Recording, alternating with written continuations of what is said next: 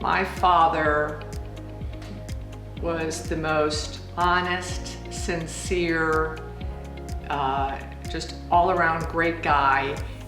They used to say about my dad that he didn't talk a lot. So my dad preached to me growing up, you have 2 ears and 1 mouth, which means you need to listen twice as hard as you speak. And that was the epitome of my dad. He asked a lot of questions, but he listened. And he listened for the story behind the words. And people just loved him. And he was very successful because he wasn't, in sales we joke around, don't show up and throw up. My dad was not the guy who, presented a property. He sold homes. He was not the guy that walked through the home and said, this is the kitchen and this is the bathroom and this is why you should buy this house.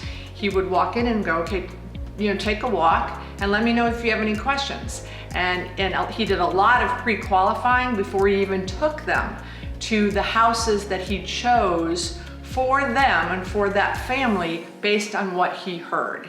So great listener. And what I find when I teach, I always say, what do you think are the number one ways or the number one skill sets a phenomenal or rock star salesperson needs?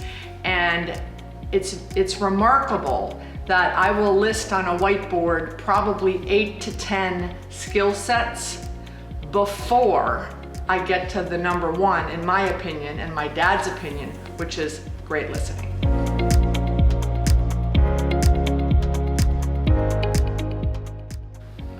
Well, I think it started, when I saw my dad at the dining room table when I was about 10 or 11.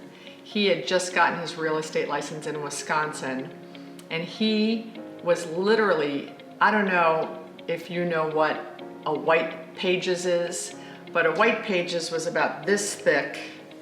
And in the olden days, we didn't have our phones. We had white pages and we had yellow pages. And the yellow pages were business listings. So if you wanted to find a plumber, you'd go through and go to the P's plumber, and there'd be a list of all of the local plumbers in your area. Well, the white pages were a listing, again, depending on your city, of everybody's home phone number and name and address. It's bizarre when you think about it. And my dad was selling lots in Florida. And we were up in Milwaukee, Wisconsin, and he literally was sitting at the dining room table every night with the rotary dial phone, dialing names out of the white pages. And I watched him do that, and I thought it was the coolest thing ever. I absolutely remember at age 10 or 11 not having any fear and thinking it was like I could do that.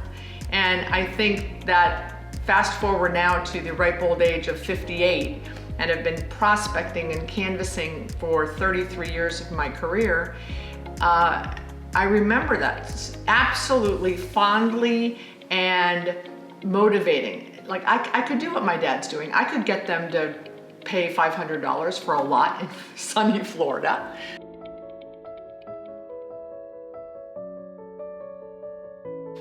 Well, he thought it was very funny because the entire time that he and my mom ran their residential sales and property management company, I would say on an ongoing basis, I would never do what you guys are doing.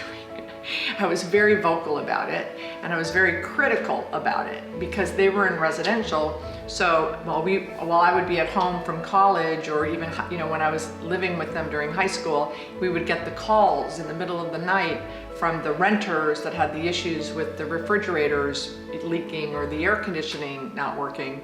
So the fact that I ended up in commercial real estate and in property management, he thought was hilarious. But I do know that he was very proud, especially as I started filling my pipeline with prospecting and starting achieving the number of closed deals that were beating my competitors or my peers in my company and started rising through the system. I know that he was very proud. I started in '88 and he passed away in '94. So he didn't get to see the success I eventually reached, but I know he's watching me from above.